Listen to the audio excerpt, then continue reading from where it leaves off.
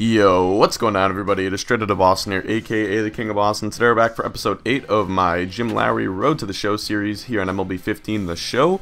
And today we are continuing on with our rookie season here with the Baltimore Orioles. Today we're taking on the Detroit Tigers. I believe this is the first time we face this team. We're going up against Justin Verlander, a neat little pitching matchup right there.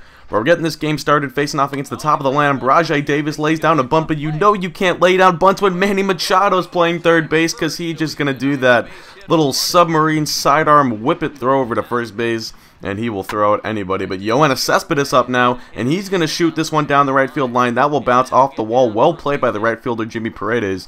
But it will be a double for Yoenis Cespedes. So the Tigers get a man in scoring position here. Next batter is going to be Victor Martinez with no outs in the second inning, 3-2 count. That's going to be shot down the left field line for a base hit. Cespedes, he's going to round third. He's headed home. The throw will be cut off. The relay is not in time. And the Tigers get on the board. And I believe that would actually give them a 1-0 lead. So now later on in the second inning, next batter is going to be JD Martinez, and that's going to be strike three, looking strikeout number 1 for Jim Lowry as we get that K counter up there, and you can take a look at the replay. Just a nice little front door curveball here that froze Martinez. He could do nothing with it. Next batter is going to be Ian Kinsler, first pitch of the AB. This is going to be a broken back grounder to the second baseman. He'll flip to second for one onto first. Not in time. They cannot turn two.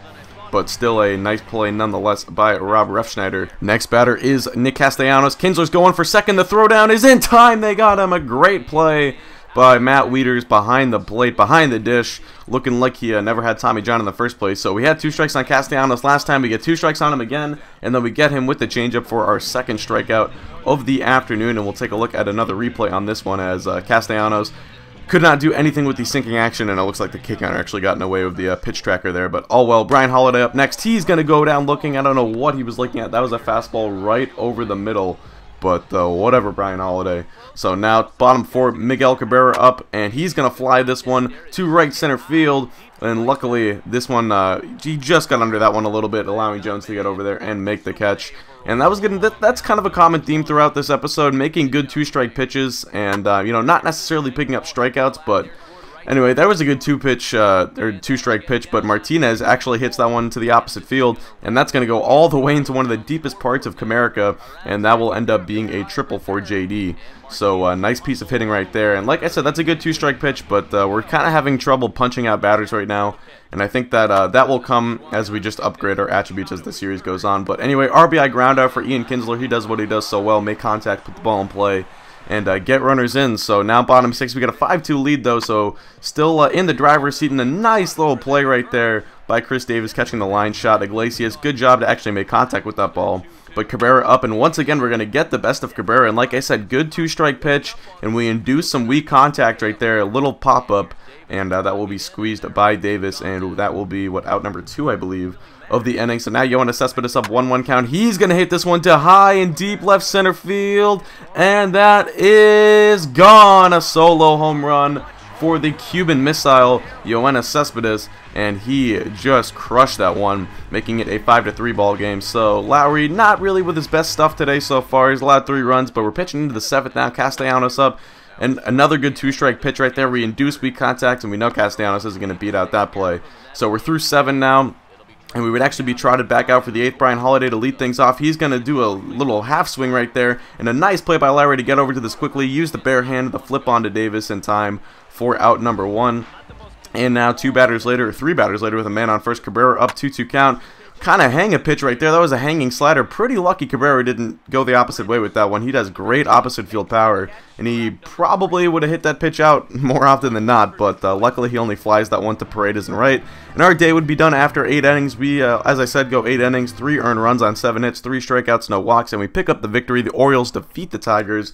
And that is good because this Orioles team is enduring quite a slide right now. If you just take a look at the schedule and how many losses are on the board, we are quickly falling. Right now we're only 2 games over 500, I believe, entering this game. And we're quickly falling out of the division race, so we've got to turn things around here. We're going up against Tampa Bay, an interdivision matchup. Matt Moore against Jim Lowry, the matchup of 2, pretty good young arms. And anyway, this one would be caught by Chris Davis. That was another example of inducing some 2-strike weak contact right there with a good pitch. Now Steven Souza up later in the inning, 0-2 count. He's going to go down swinging on the changeup, as Steven Souza does so often. And that will be it for the first inning. So now Kevin Kiermaier up 1-2. He's going to go down to the slider. Nice inside slider right there from Lowry. And he would pick up his second strikeout of the evening here. Take a look at the replay. Just busting Kiermaier inside. He could do nothing with that pitch. And the Rays do have, I mean, they have a pretty contact-oriented lineup, but they do have a couple guys who strike out pretty often, like Souza and Kiermaier. So anyway, and then here we go. We got an 0-2 count on James Loney, and he pops that one up to Refschneider.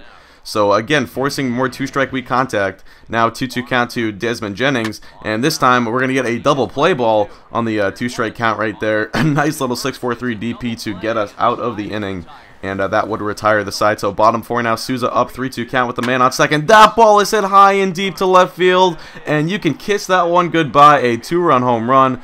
Souza got around on that high fastball nicely. I thought that was actually a pretty good pitch, but you know, the problem with throwing a high fastball like that is if you do miss your spot, then chances are that's going to get hit a long ways. And Souza does have home run powers, so now Evan Longoria up 2-2 count, and he's going to go down on the high fastball. That was actually a 10-pitch AB, so a good fight put up by Longoria, but we finally get the best of him with the high fastball. Now Tim Beckham up 0-2 count. He's going to ground this one softly to the shortstop. Again, more two-strike weak contact. That was definitely a common theme of this episode, and it's something we've really been doing for a while now. Like I said, Lowry not really with the high strikeout numbers yet. That I think will be something that will come as Lowry progresses with his attributes and as he gets into, you know, seasons 2 and 3 in his major league career. But we do have 5 strikeouts now. We strike out John Jaso right there on the high fastball. So it's 5 strikeouts through 5 1/3 for Lowry. You can take a look at the pitching line. Certainly has pitched pretty well so far. Only 1 walk, 2 earned runs on 5 hits. Not too shabby. Kevin Kiermaier up now 0-1 count. He's going to ground this one to the second baseman Refschneider.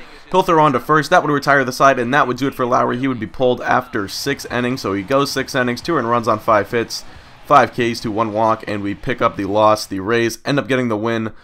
I believe 4-2. So a disappointing game right there. We're just not getting the run support at this point. I mean, we've seen it throughout the last couple episodes, and then in between starts, we're going to end up losing 3 of 4. So we're trying to stop the skid right here. We fall into a game under 500. Things have really not gone well for the Baltimore Orioles as of late, but we're taking on the Braves here, and the Braves are a very swing-happy lineup. A lot of guys who like to swing on the first pitch, so hopefully we'll be able to take advantage of that. We strike out Jace Peterson right there for our first strikeout of the afternoon here in Baltimore. Now Freddie Freeman up 3-2 count. He's going to ground this one to the second baseman, and again, more two-strike a weak contact, enforcing that all day long. So we get through the first. It's a 1-2-3 first at that. AJ Pierzynski up now 1-2 count, and we hang a slider right there. That is an example of some two-strike hard contact, as yeah, like I said, we hung that slider right over the middle of the plate, and even at his advanced age, Pierzynski still has some home run pop, and he shows it off right there. So the Braves get on the board behind AJP solo shot. Now with the man on second, Kelly Johnson up. He's going to go down swinging. Actually, I should have said man on first, but he goes down swinging on that inside slider. So now top 3 men on first. Eric Young Jr. up at the plate, 0-1 count, and this is going to be bounced just off the pitcher's mound, and we're just going to go to first there. I wanted to get the out. I knew if I diddled around too much, EYJ would probably just beat out the play anyway. So now man on third, 0-2 count. Freeman breaks his bat down the third baseline. It's a fair ball. Tough play for Lowry, but they get Freeman at first base. A great play by the starting pitcher coming off the mound, and if Freeman is safe right there, then another run comes home for the Braves. And then here we go now, 2 strikes, 0-2 count, and we force a pop-up behind home plate. So more good pitching from Lowry. Even though he kind of hung that slider, he got that one inside enough. That's really the hitter was able to do nothing with it. And then Eric Young Jr. gets busted inside here, but he actually flares this one down the left field line, and with Eric Young Jr.'s speed, he's going to somehow get into second on that play. That was a pretty impressive display of wheels right there from EYJ. Now Jace Peterson up. He's going to hit this one softly, but it's going to get into center field for a base hit. So 2 pretty weak hits right there, but they will get a run home from the Braves, and they get their second run of the evening here against Jim Lowry. So now 3-2 game for the Orioles. They're in the lead still. Nick Markakis goes down looking on that changeup. Strikeout number 3 on the day for Lowry. So now we're going to skip ahead here to the top of the 7th in just a second. I believe this is Emerson Landy's, one of their rookies, I believe. And he's going to hit a base hit back up the middle. And that would end up being the day for Lowry. He would be pulled after that. I think there was 1 out in the inning, so he ends up going 6 1/3. As you're going to see, Buck Showalter will come out and give him the hook, calling for the lefty from the bullpen. I think they brought in TJ McFarland. So our day would be done 6 1/3, 2 earned runs, 6 hits. Another pretty good start from Lowry, nothing too special. This was a tough pitching matchup. We end up beating Shelby Miller. Miller, who came into the game with a sub-2 ERA. So pretty nice that we were able to defeat a guy like that. But anyway, a couple people had been asking for an update on my attributes, so I decided I would show that along with showing you guys one of these Road to the Show game breakers. So I really don't play Diamond Dynasty. I can pretty much use all my stubs on training points if I want. So I decided to add 1,000 training points, and we can update some stuff here. So mainly I've been working on my hits per 9, my Ks per 9, home runs per 9. Those three mainly, but now I decided this time around I wanted to get my changeup and my slider up because I want to really start utilizing those as strikeout pitches. I do want to increase Jim's strikeouts at some point, hopefully sooner rather than later, so I'm trying to do what I can for that. But anyway, that's a quick little update, so that is going to do it. Hope you guys did enjoy. Thanks for watching. Nose, I'm out. Peace.